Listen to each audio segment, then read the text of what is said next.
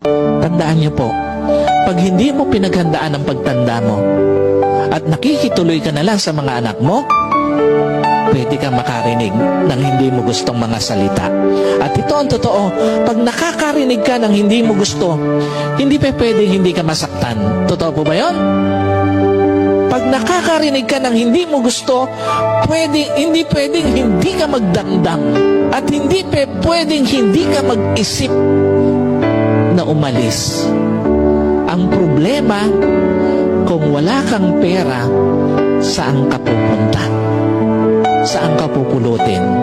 Paano mo gagawin yung gusto mong umalis kung wala kang pera? Mapipilitan kang magtiis ng sakit ng kalooban. Mapipilitan ka na tiisin na lang yung naririnig mo na masakit sa mga anak mo o sa manugang mo. Alam niyo po, ganun ka-importante na napaghahandaan natin yung ating pagtanda. Kasi nga, habang tinitiis mo yung mga masasakit na naririnig mo, nauubos yung panahon mo na hindi mo na-i-enjoy yung pagtanda mo. At malungkot yun na kukunti na nga lang ang panahon mo, hindi mo pa ma-enjoy yung pagtanda mo.